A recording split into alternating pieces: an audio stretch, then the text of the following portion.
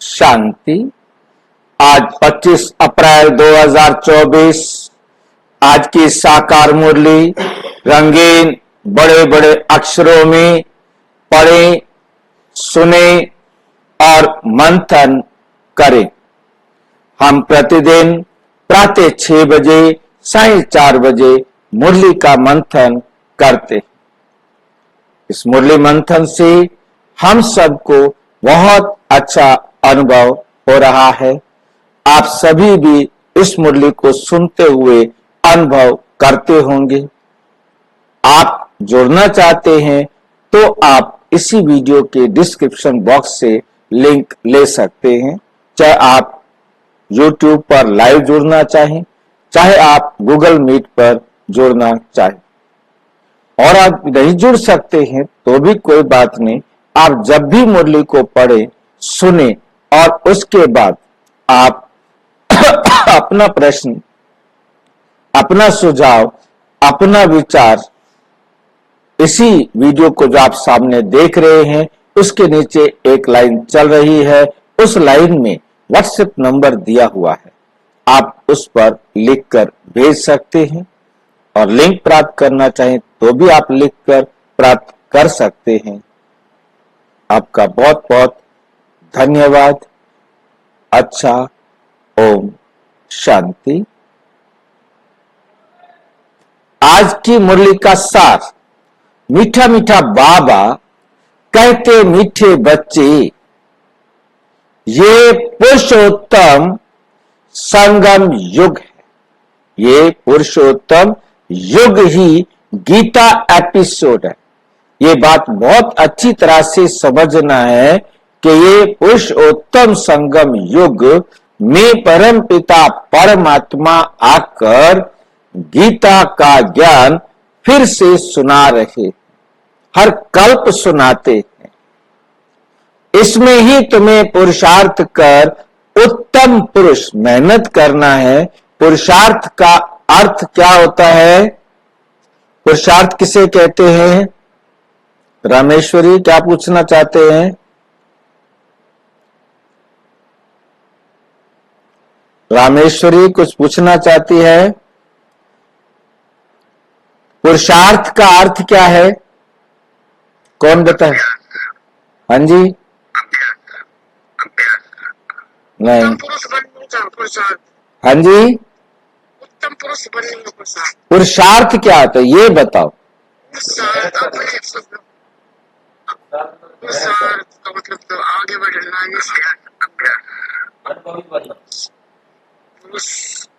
पुरुष, इसमें दो शब्द हैं। एक है पुरुष जमा अर्थ। पुरुष जमा अर्थ, अर्थ माना के लिए। पुरुषार्थ का अर्थ होता है आत्मा के लिए कर्म करना, ठीक है। और पुरुषार्थी होता है आत्मा समझकर इस रथ से कर्म कराने वाला। वो पुरुषार्थी में होता है पुरुष जमा रथी, अपने को आत्मा समझकर रथ से कर्म कराने वाला पुरुषार्थी। और पुरुषार्थ का अर्थ होता है आत्मा के लिए। हम जो कुछ भी करेंगे आत्मा के लिए करेंगे, परंतु दुनिया वाले इसका ये सही अर्थ नहीं जानते। वो पुरुषार्थ समझते हैं, करते सारे काम देह के लिए हैं, समझते हैं कि हम पुरुष के लिए काम कर रहे हैं। वो पुरुष देह को समझते हैं, परंतु ये देह जो है ये कि इसको स्त्री कहा जाता है, इसे प्रकृति कहा जाता है, आत्मा को पुरुष कहा जाता है। गीता में भी लिखा गया कि ये संसार खेल है पुरुष और प्रकृति का। पुरुष और प्रकृति का। प्रकृति है ये देह और पुरुष है आत्मा। आत्मा और देह का ये खेल है। तो उत्तम पुरुष बनने के लिए, उत्तम आत्मा बनने के लिए इसमें ही तुम्हें पुरुषार्थ कर उत्तम आत्मा अर्थात देव आत्मा बनना है। तो बाबा हमें आए हैं आत्मा के लिए पुरुषार्थ करना सिखाने के लिए। प्रश्न, किस एक बात का सदा ध्यान रहे तो बेड़ा पार हो जाएगा? कौन सी एक बात का सदा ध्यान रहे तो हमारा बेड़ा क्या हो जाएगा? बेड़ा किसका पार होगा? आत्मा का। बेड़ा जो है आत्मा है, ये शरीर नहीं है। तो आत्मा, बाबा कहते कौन सी एक बात का सदा ध्यान रहे तो आप इस नरक से स्वर्ग में चले जाएंगे, इस खारी चैनल से स्वीट चैनल में, मीठे सागर में, खीर सागर में चले जाएंगे। कौन सी एक बात का ध्यान रखें? सदा ध्यान रहे, सदा ध्यान रहे कि हमें ईश्वर संग में रहना है। कौन सी बात का ध्यान रहे? हाँ, संग तारे कुसंग डूबोए। ईश्वर से श्रेष्ठ संग कोई भी हो नहीं सकता, इसलिए हमें परम पिता परम आत्मा के ही संग में रहना है। उससे अच्छा कोई गाइड नहीं हो सकता, इसलिए हमने उसकी ही डायरेक्शन पर चलना है, क्योंकि वही हम सबका, सारे विश्व की आत्माओं का कल्याणकारी है। उसकी डायरेक्शन में कभी भी किसी भी आत्मा का अकल्याण हो नहीं सकता।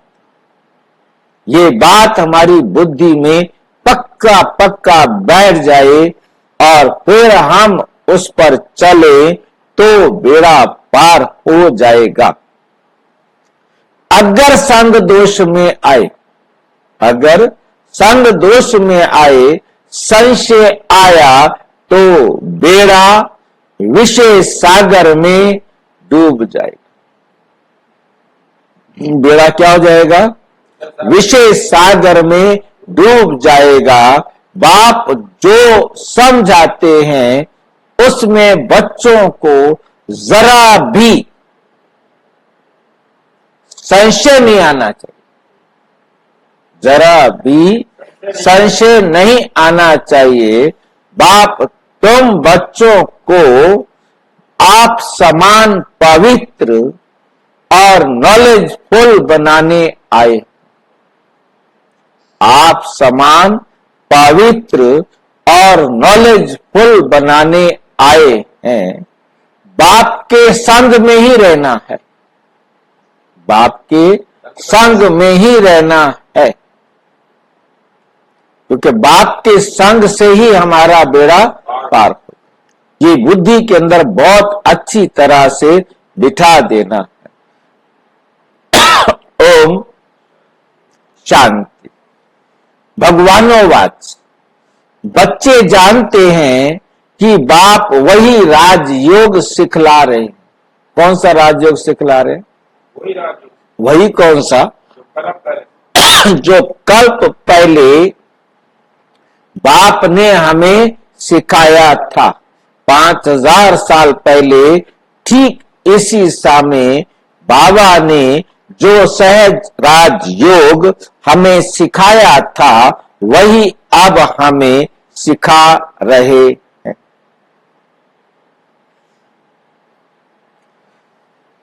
बच्चों को मालूम है, बच्चों को मालूम है, दुनिया को तो मालूम नहीं है।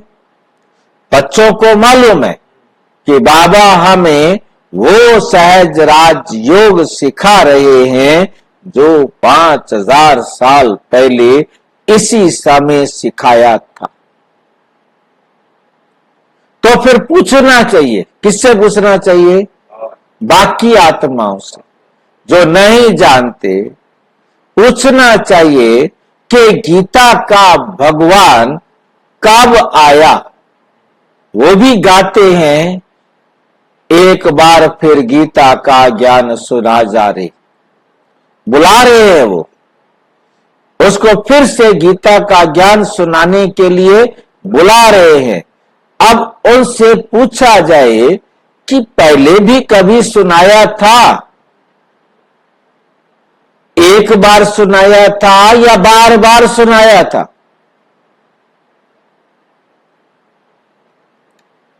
भगवान कब आया था गीता का ज्ञान सुनाने के लिए? भगवान जो कहते हैं मैं राजयोग सिखलाकर तुमको राजाओं का राजा बनाता हूं, तुमको राजाओं का राजा बनाता हूं, वे गीता एपिसोड कब हुआ था? कब मैंने आकर तुम्हें राजाओं का राजा बनाया था? ये पूछना चाहिए। ये बात कोई भी नहीं जानता। कितनी कमाल की बात है, पूरी दुनिया में कोई भी इस बात को नहीं जानते। तुम अब प्रैक्टिकल सुन रहे हो, गीता का एपिसोड होना भी चाहिए। तो गीता एपिसोड होना तो चाहिए ना, कि कब वो आकर गीता सुनाए, सारे बैठकर सुने, तो वो तो होना चाहिए ना, होना भी चाहिए। तो कब होना चाहिए? हैं जी, कलयुग के अंत में होना चाहिए। कब होना चाहिए? कलयुग के अंत में होना चाहिए। और सतयुग के आदि के बीच में होना चाहिए। एक तरफ कलयुग का अंत हो, दूसरी तरफ सतयुग का आदि हो, उस समय होना चाहिए। क्योंकि सतयुग में सुनाए तो कौन सुनेगा? सतयुग में सारे होंगे ही सत्य, सत्यवादी, सत्य आचरण वाले, जिनके आचरण में कोई कमी नहीं होगी। अब कलयुग में कौन होंगे? जिनका आचरण एकदम तमो प्रधान भ्रष्ट हो गया होगा। तो परमात्मा उस समय आएंगे जब वो भ्रष्ट पतित विकारी दुनिया को श्रेष्ठ पावन निर्विकारी स्वर्ग बनाएंगे।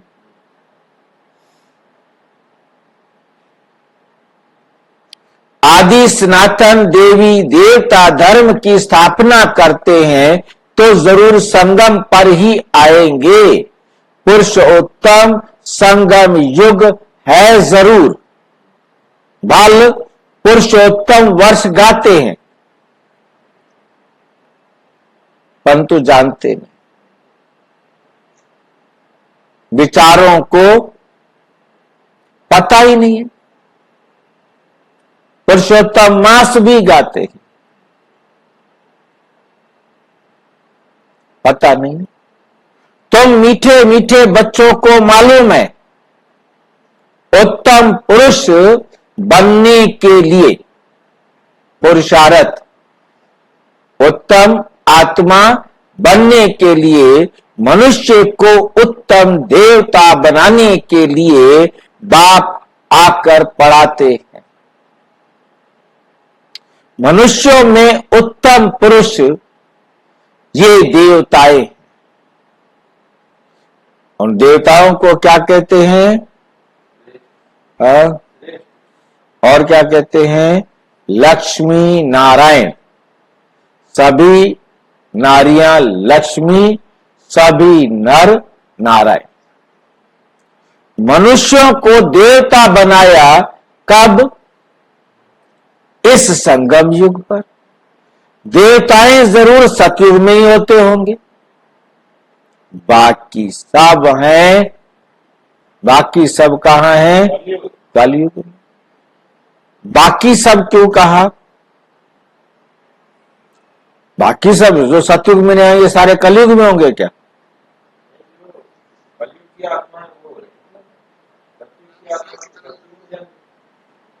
जो देवता बनते हैं वो तो सतयुग में आते, बाकी कलयुग में सारी आत्माएं होती। सतयुग में सारे नहीं आ सकते। सतयुग में कौन आएंगे? केवल देवता। और कलयुग में कौन आएंगे? सारी आत्मा। कलयुग के अंत तक सारी आत्माएं आ जाएंगी।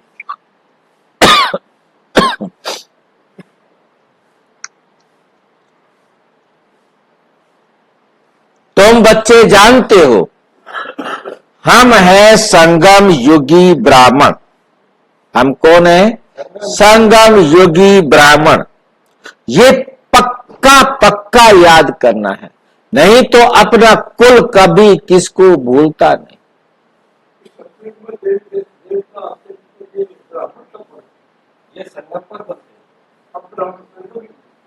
आप ब्राह्मण हो ना। संगम युग पर जो बाबा की श्रीमत पर चलकर अपना खान पान रहन सहन जीवन श्रेष्ठ बनाते हैं वो ब्राह्मण। जो नहीं बनाएंगे तो वो शूद्र के शूद्र हैं ही। हैं जी।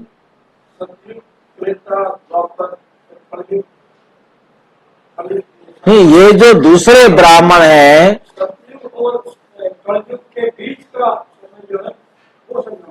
हाँ, तो पहले पहले ब्राह्मण बनते हैं ना।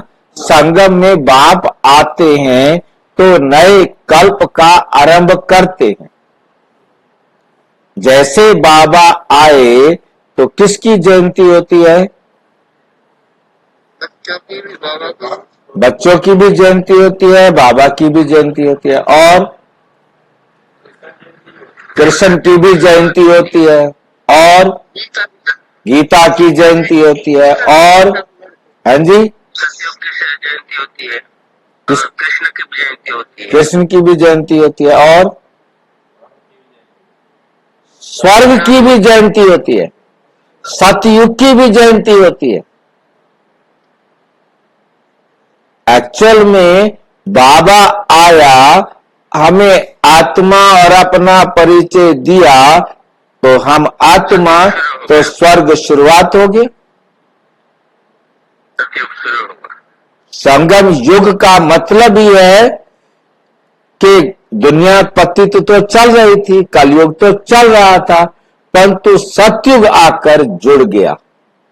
सतयुग आकर जुड़ गया, जुड़ते ही संगम शुरू हो गया, है नहीं?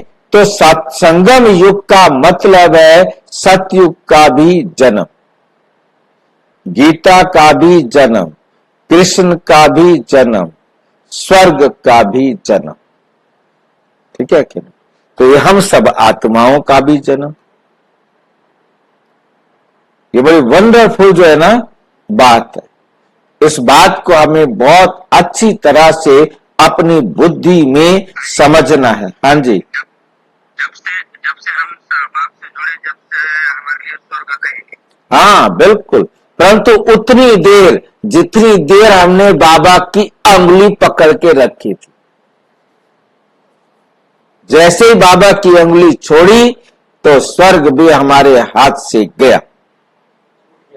हाँ, हमने छोड़ दिया स्वर्ग को, बाबा नहीं पकड़ता हमें। बाबा कहता है मर्जी है तुम्हारी, अंगुली पकड़ो पकड़ो, ना पकड़ो तो ना पकड़ो। पक्का पक्का याद करना है, नहीं तो अपना कुल कभी किसी को भूलता नहीं है। हर एक को अपना कुल याद रहता है, परंतु यहां जो है बच्चे बाप का भूल जाते हैं। हम आत्माओं का ब्राह्मण कुल है, हम ब्राह्मण हैं, ब्रह्मा वंशी, ये बात भूल जाते हैं, ये बात भूल जाते हैं।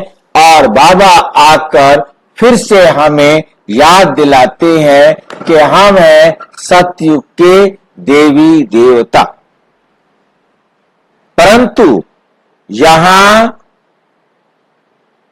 माया बुला देती है। बाबा देखो मां का रूप में कैसे पास खातरी करते हैं। यहां तुम्हें माया बुला देती है। रामेश्वरी क्या पूछना चाहती है भाई? हम ब्राह्मण कुल के हैं, फिर देवता कुल के बनते हैं। अगर ये याद रहे तो बहुत खुशी रहे। तुम पढ़ते हो राजयोग, समझाते हो, अब फिर भगवान गीता का ज्ञान सुना रहे हैं और भारत का प्राचीन योग भी सिखा रहे हैं। हम मनुष्य से देवता बन रहे हैं। बाप ने कहा है काम महाशत्रु है, इन पर जीत पाने से तुम जगत जीत बनते हो। पवित्रता की बात पर कितनी आर्ग्यू करते हैं। मनुष्यों के लिए विकार तो जैसे एक खजाना है, लौकिक बाप से ये वर्षा मिला हुआ है। बालक बनते हैं तो पहले पहले बाप का ये वर्षा मिलता है।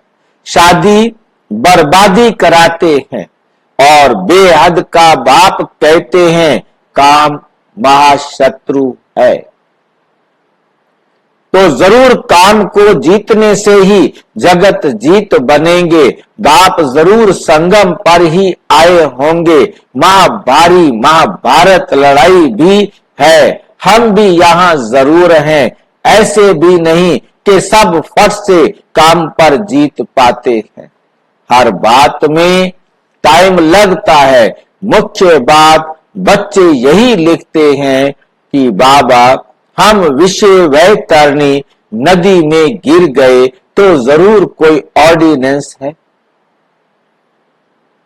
जरूर कोई अध्यादेश है। विषय वैतरणी नदी में गिर गए तो कोई ऑर्डिनेंस है, अध्यादेश है। बाप का फरमान है काम को जीतने से तुम जगत जीत बनेंगे। काम के हारने से, काम के आगे आपने हार मानी तो आप डूब जाएंगे। ऐसे नहीं जगत जीत बनकर फिर विकार में जाते होंगे। जो जगत जीत बनेंगे वो विकार में नहीं जाएंगे। जगत जीत ये लक्ष्मी नारायण है, इनको कहा जाता है संपूर्ण निर्विकारी। लक्ष्मी नारायण को कहा जाता है संपूर्ण निर्विकारी। देवताओं को सब निर्विकारी कहते हैं, जिसको तुम राम राज्य कहते हो। वह है वाइसलेस वर्ल्ड और ये है विशेष वर्ल्ड। अपवित्र ग्रस्त आश्रम बाबा ने समझाया है तुम पवित्र ग्रस्त आश्रम में थे, अब 84 जन्म लेते लेते अपवित्र बने हो, अपवित्र बने हो। 84 जन्मों की ही कहानी है। नई दुनिया जरूर ऐसी वाइसलेस होनी चाहिए, ऐसी वाइसलेस होनी चाहिए। भगवान जो पवित्रता का सागर है वही स्थापना करते हैं, वही स्थापना करते हैं। फिर रावण राज्य भी जरूर आना है। फिर कौन क्या आएगा? रावण राज्य भी आएगा। नाम ही है राम राज्य और रावण राज्य। रावण राज्य माना ही आसुरी राज्य। अभी तुम आसुरी राज्य में बैठे हो। लक्ष्मी नारायण हैं देवी राज्य की निशानी। देवी देवताओं के राज्य की निशानी है लक्ष्मी नारायण। तुम बच्चे प्रभात फेरी आदि निकालते हो। प्रभात सवेरे को कहा जाता है। प्रभात किसको कहा जाता है? सवेरे। उस समय मनुष्य सोए रहते हैं, इसलिए देरी से निकालते हैं। प्रदर्शनी भी अच्छी तब हो जब वहां सेंटर भी हो, जहां आकर समझे कि काम महाशत्रु है। इन पर जीत पाने से जगत जीत बनेंगे। लक्ष्मी नारायण का चित्र साथ में जरूर होना चाहिए। लक्ष्मी नारायण का चित्र साथ में जरूर होना चाहिए। ट्रांसलाइट का, इनको कभी भूलना नहीं चाहिए। एक ये चित्र और सीढ़ी का चित्र। ट्रक में जैसे देवियों को निकालते हैं, ऐसे तुम ये 2-3 ट्रक सजा कर उसमें मुख्य चित्र निकालते हो तो अच्छा लगता है।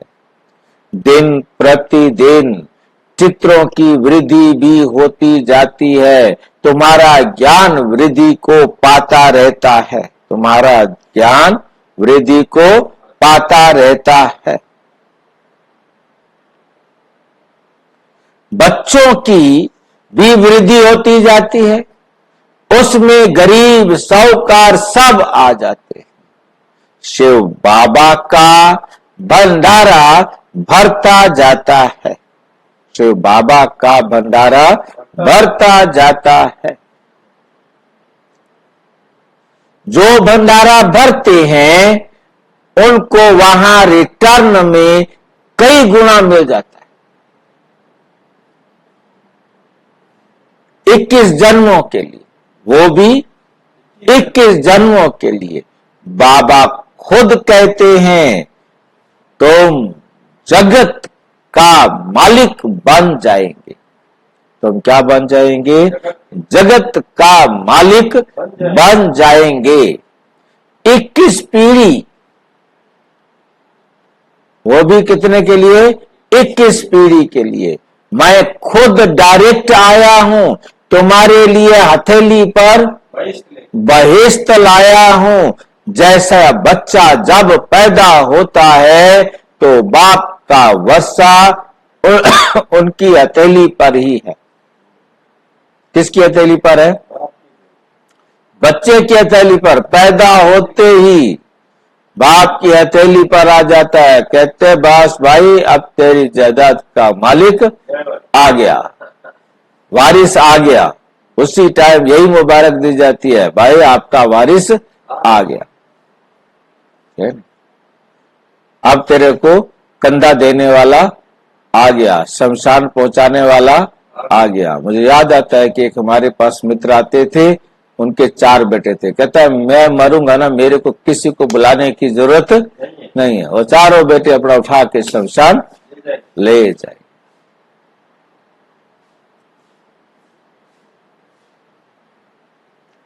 बाप कहेंगे ये घर बार आदि सब कुछ तुम्हारा है। बेअद का बाप भी कहते हैं तुम जो मेरे बनते हो तो स्वर्ग की बादशाही तुम्हारे लिए है। 21 पीढ़ी, क्योंकि तुम काल पर जीत पा लेते हो इसलिए बाप को महाकाल कहते। महाकाल कोई मारने वाला नहीं है। शिव बाबा कहते मैं महाकाल हूं, परंतु मैं कोई मारने वाला महाकाल नहीं हूं। मैं तो सिर्फ तुम्हारे से आसुरी दुनिया को मारने की विधि सिखाकर नरक का अंत कराता। तुम्हारे जीवन में जो आसुरी संस्कार आ गए हैं उनको मारने की विधि सिखाकर उन पर विजय दिलाता। उनकी तो महिमा की जाती है। समझते हैं भगवान ने यमदूत भेजा और आत्मा को मंगा लिया। परमात्मा कहते मैं कोई यमदूत को भेजता नहीं, कोई यमदूत होते नहीं है। क्योंकि दुनिया वालों को तो पता ही नहीं है कि एक जना मारे तो गर्भ पुराण के अनुसार 2 यमदूत लेने आए। जितने मरे रोजाना उससे डबल तो यमदूत ड्यूटी पर लग जाए और उनको 15 दिन लग जाए पहुंचाने में। तो सोचो 15 दिन में जितने मरे उससे डबल तो यमदूत ड्यूटी में लग जाए। परंतु बाबा ने आकर बड़ा क्लियर समझा दिया कि आत्मा स्वयं एक तीखा रॉकेट है, स्वयं एक तीखा रॉकेट है नहीं? एक ही सेकंड के अंदर इधर शरीर छोड़ती भी है और उधर शरीर लेती भी है। इतनी फास्ट स्पीड से आत्मा जाती।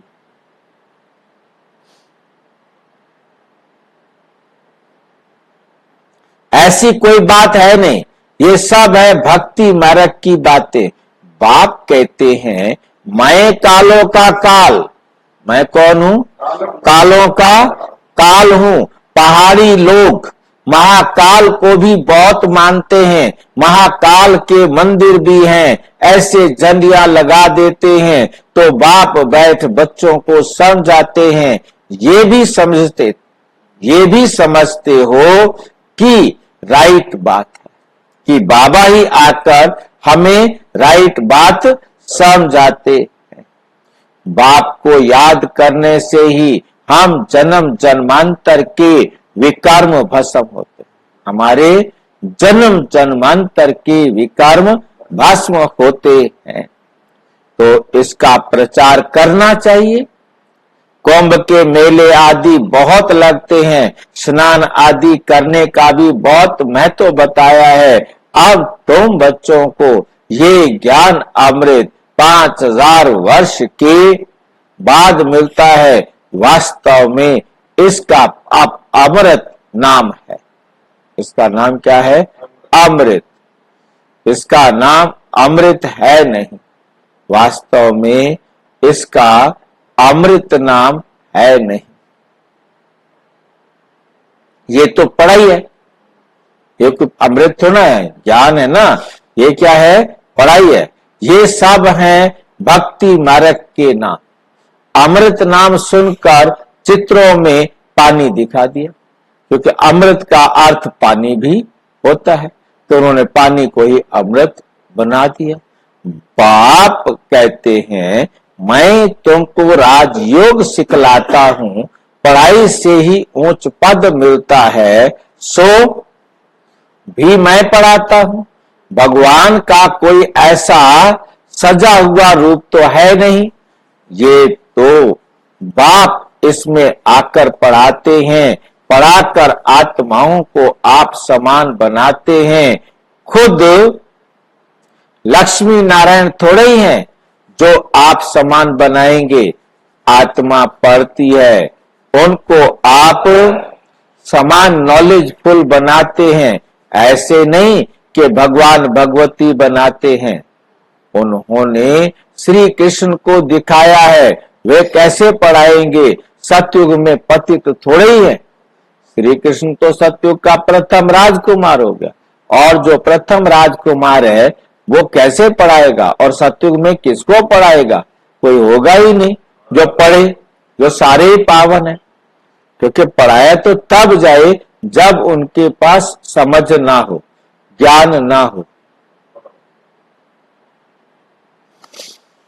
वो कैसे पढ़ाएंगे? सतयुग में पतित थोड़े होते हैं, सतयुग में कोई पतित होते ही नहीं है, तो फिर कैसे आकर पढ़ाएंगे? श्री कृष्ण तो होता ही सतयुग में है, फिर कभी भी श्री कृष्ण को तुम नहीं देखेंगे। सतयुग के बाद, संगम के बाद फिर आप श्री कृष्ण को कभी नहीं देखेंगे। फिर किसको देखेंगे? हाँ, पूरे कल्प में कृष्ण केवल संगम पर होता है, सतयुग में तो उसका नाम नारायण हो जाता है। संगम में भी वही देखेंगे जिन्होंने अच्छे भाग्य श्रेष्ठ बनाए होंगे, उनके साथ खेल रहे होंगे, उनके साथ मौज कर रहे होंगे।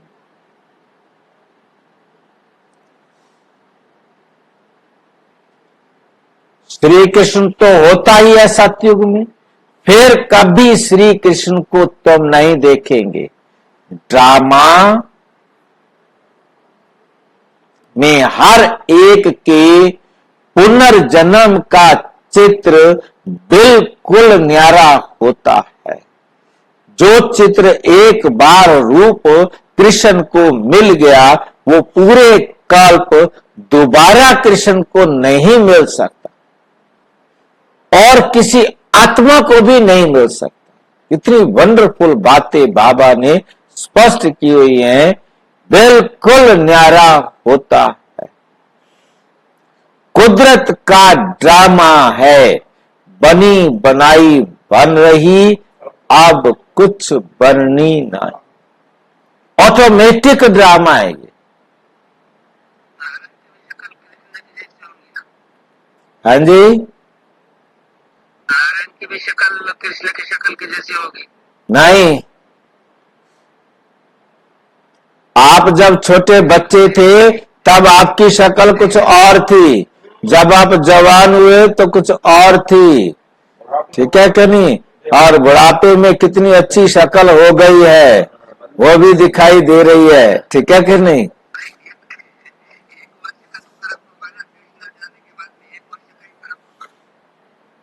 क्या बोल रहे हो? कृष्ण जब शरीर छोड़ेगा तो 1 वर्ष के बाद ही आएंगे, तो 1 वर्ष का फर्क कितना पड़ेगा? देखिए, कृष्ण का जन्म में आप सोचिए ना, जब जन्म लिया तब उसका रूप क्या था?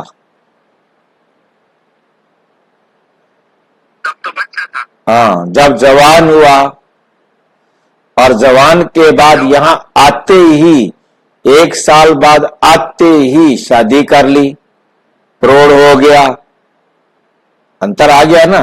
कहां राजा बन गया, कहां वो राजकुमार था, बहुत चेंज आ जाता है। हर पल हमारे में चेंज आ रहा है नहीं? नाम चेंज हो गया, रूप में भी चेंज आ गया, क्योंकि हर पल प्रकृति का नियम है, परिवर्तन होता ही रहता है। तो वही रूप और वही सब कुछ तो 5000 साल बाद उसी समय होगा ना। हाँ जी, अनिल भाई तो कृष्ण को ढूंढते रहेंगे। अच्छी बात है, कुछ तो मदद करने वाले चाहिए। मैं अकेला ढूंढने में लगा हुआ था। फोटो खींचना अनिल भाई जी, नहीं, पकड़ के ले आएंगे सबके सामने, मोबाइल में हमें भी भेज देना। नहीं, हम सामने कृष्ण को खड़ा करेंगे, यदि हमें पकड़ में आ गया फिर हम उससे छोड़ेंगे नहीं। श्री कृष्ण को मूछ रहे होगी, नारायण को भी मूछ नहीं होगी ना? नहीं होगी, दोनों को मूछ नहीं होगी। बाबा ने मुरली में स्पष्ट किया है कि देवताओं को बाल आते ही नहीं, मूछ ये नहीं कि वो है ना शेविंग करेंगे, उन्हें आएगी ही नहीं। मतलब उस समय ये, हाँ, मतलब नेचुरल ही, ये नहीं कि रोजाना उन ब्लेड वगैरह उठा करके साफ करना पड़ेगा, नो नीड। क्योंकि ये भी जो है ना भाई जी, चाहे कुछ भी हो, परंतु हर पल हमारी शक्ल में अंतर आ रहा है। 1 मिनट पहले जो मेरी शक्ल थी, 1 मिनट बाद मेरी शक्ल में अंतर आ गया, 1 सेकंड के बाद भी अंतर आ गया। अब वो चेहरा नहीं रहा जो 1 सेकंड पहले था। भले हमारी आंखें नहीं पहचान सकती, वो हमारी भूल है, अंतर तो आ ही रहा है। बाप भी कहते हैं तुम हू बहू इस फीचर से, इसी कपड़े में कल्प कल्प तुम ही पढ़ते आएंगे। और सोचे कि इसी कपड़े में, आपके कपड़े पर, आपके शरीर पर जो रेत के पार्टिकल्स हैं, जो 1 सेकंड पहले नहीं थे, वो अब आ गए, और कुछ पार्टिकल्स जो 1 सेकंड पहले थे वो चले गए। अंतर आ गया ना। हमने जो ऑक्सीजन ले ली, कार्बन डाइऑक्साइड ले ली, या प्रदूषण ले लिया, तो वो भी हमारे शरीर के अंदर जाकर उसने भी अपना अंतर कर दिया। बहु रिपीट होता है। आत्मा एक शरीर छोड़ फिर दूसरा वही लेती है जो कल्प पहले लिया था, ड्रामा में कुछ फर्क नहीं पड़ सकता। वे होती है हद की बातें और ये है बेहद की बातें, जो बेहद के बात के सिवाय कोई समझा नहीं सकते हैं। इसमें कोई संशय नहीं हो सकता। निश्चय बुद्धि हो फिर कोई ना कोई संशय में आ जाते हैं, संग लग जाता है। ईश्वरीय संग चलता चले तो पार हो जाएं, संग छोड़ा तो विषय सागर में डूब पड़ेंगे। एक तरफ है क्षीर सागर, दूसरी तरफ है विषय सागर। ज्ञान अमृत भी कहते हैं, बाप है ज्ञान सागर। उनकी महिमा भी है, जो उनकी महिमा है वो लक्ष्मी नारायण की नहीं दे सकते। जो शिव बाबा की महिमा है वो लक्ष्मी नारायण की महिमा नहीं हो सकती।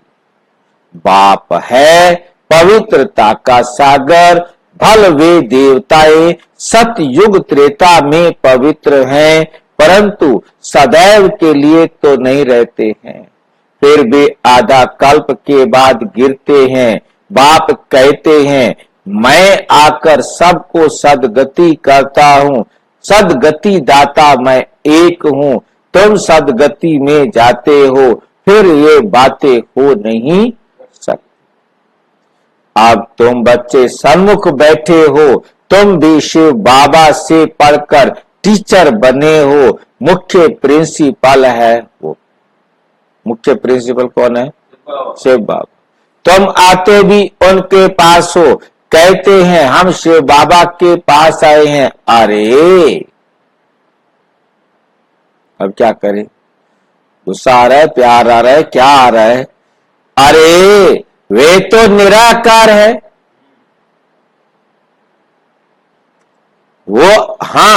वो आता है इनके पास, इनके तन में। इसलिए कहते हैं बाप दादा के पास जाते, तो मेरे पास नहीं आ सकते। मैं आता हूं इसके तन में, इसलिए क्या कहते हैं?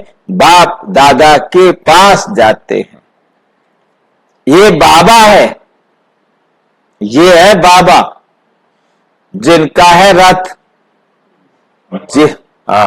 जिस पर उनकी सवारी है।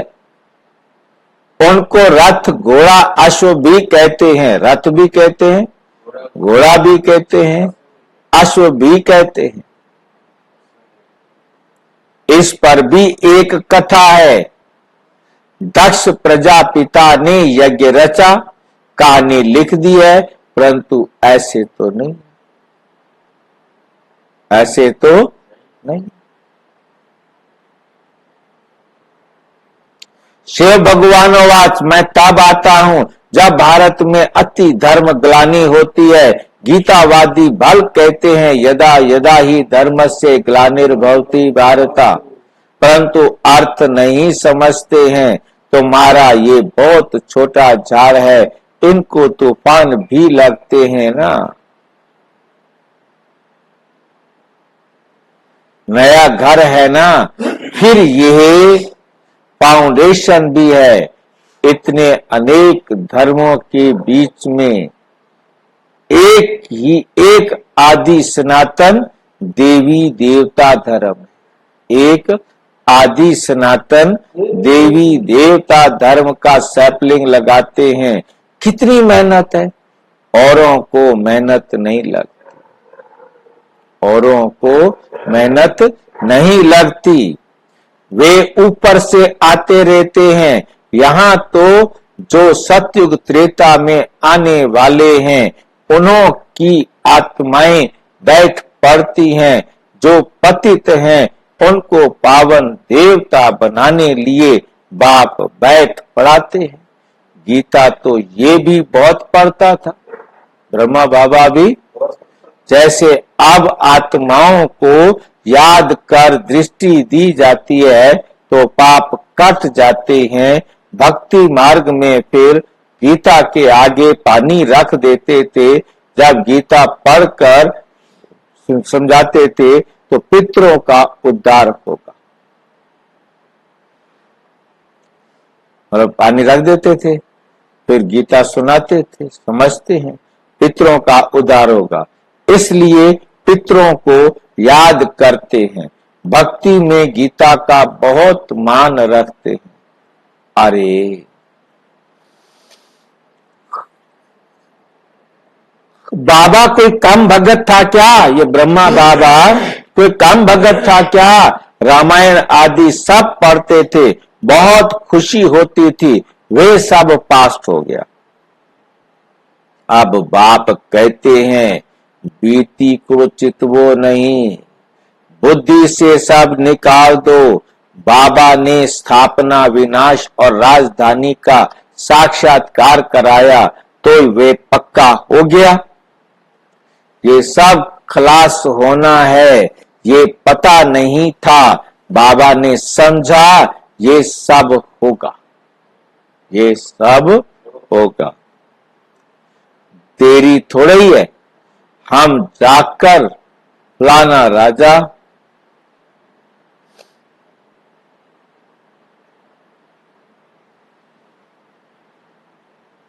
पता नहीं बाबा क्या क्या समझाते।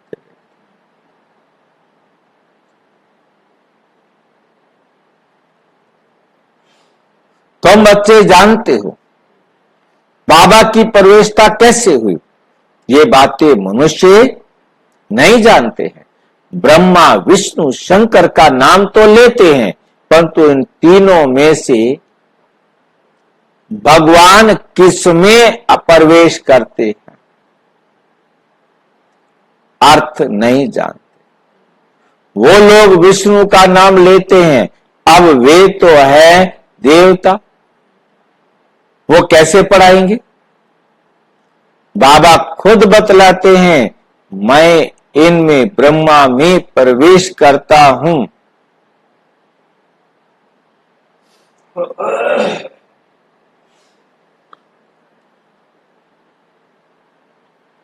इसलिए दिखाया जाता है ब्रह्मा द्वारा स्थापना, वे पालना और विनाश, वे पालना और वे विनाश, ये बड़ी समझने की बातें हैं। भगवानोवाच, मैं तुमको राजयोग सिखलाता हूं। वह भगवान कब आया जो राजयोग सिखलाया, राजाई पद दिलाया, ये अब भी तुम समझते हो। 84 जन्मों का राज भी समझाया है, पूज्य पुजारी का भी समझाया है। विश्व में शांति का राज्य इन लक्ष्मी नारायण का ताना, जो सारी दुनिया चाहती है। जब लक्ष्मी नारायण का राज्य था तो उस समय सब शांति धाम में थे। सब कहां थे? शांति धाम में थे। अब हम श्रीमत पर ये कार्य कर रहे हैं, अनेक बार किया है और इस बार कोई नया नहीं किया।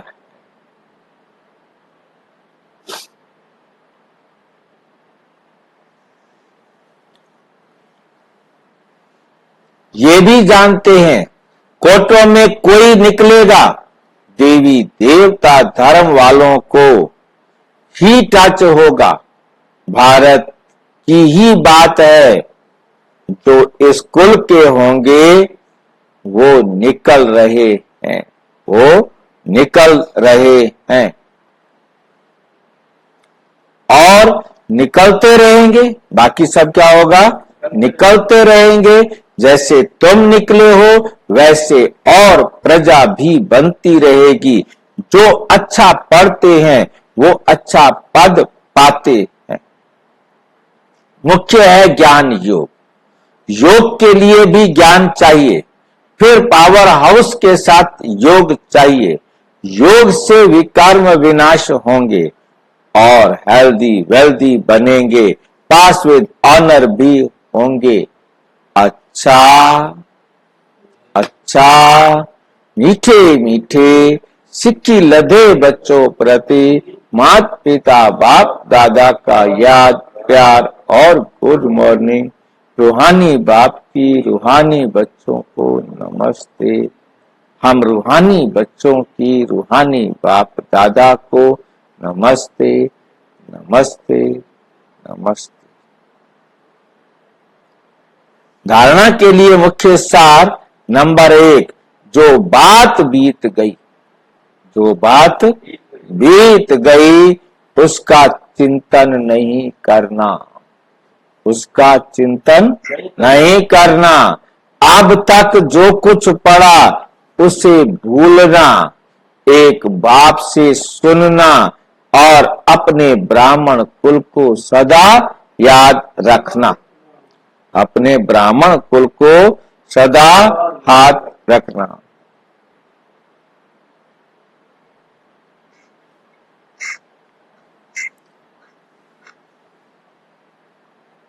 रामेश्वर ने कुछ पूछना है क्या? हाँ जी आप 22 मिनट नहीं आई ना बोलो। क्या नहीं आए? हाँ सच में बैठे नहीं आई 1 मिनट। बहुत अच्छी बात। पूरा निश्चय होकर रहना है, किसी भी बात में संशय नहीं उठाना है, ईश्वरीय संग और पढ़ाई कभी भी नहीं छोड़ना है। वरदान, रूहानी माशूक की आकर्षण में आकर्षित हो, मेहनत से मुक्त होने वाले रूहानी आशिक भाव। क्या बनना है हमको? रूहानी आशिक, रूहानी माशूक शिव बाबा, उसके आकर्षण में आकर्षित हो, मेहनत से मुक्त। जब आकर्षित हो जाएंगे, बाबा से मोहब्बत हो जाएगी, तो हमें कोई भी काम करने में मेहनत नहीं लगेगी। माशूक अपने खोए हुए आशिकों को देख खुश होते, रूहानी आकर्षण से आकर्षित हो, अपने सच्चे माशूक को जान लिया, अपने सच्चे माशूक को पा लिया, यथार्थ ठिकाने पर पहुंच गए। जब ऐसी आशिक आत्माएं इस मोहब्बत की लकीर के अंदर पहुंचती हैं, तो अनेक प्रकार की मर्यादाएं भी लग जाती।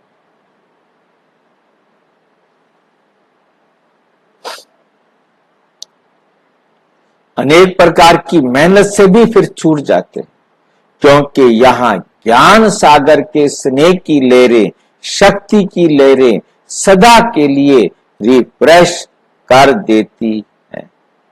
ये मनोरंजन का विशेष स्थान, मिलने का स्थान आप आशिकों के लिए माशूक ने बनाया। ये मधुबन हम आशिकों का माशूक से मिलने का स्थान बनाया है।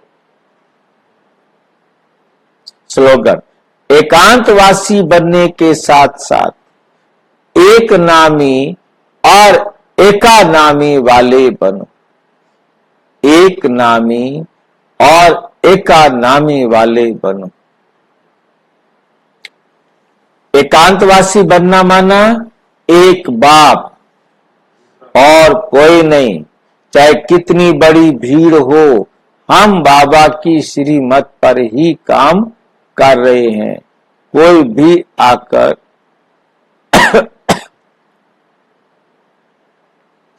क्या बनाता है हमें? एकांतवासी, एक बाप को याद करने वाले, और एकानामी किसकी करनी है? श्वास की, संकल्प की, समय की, क्योंकि वो वेस्ट ना चला, उसकी भी हमें क्या करनी है? ध्यान से काम को करना और कराना। अच्छा, ओम शांति। और विस्तार से जानने के लिए प्रजापिता ब्रह्मा कुमारी ईश्वरीय विश्वविद्यालय के किसी भी सेवा केंद्र पर संपर्क करें, और यदि कोई प्रश्न है तो 9213106986 पर केवल टेलीग्राम करें, 9650692270 पर केवल व्हाट्सएप करें, फोन नहीं। ओम शांति।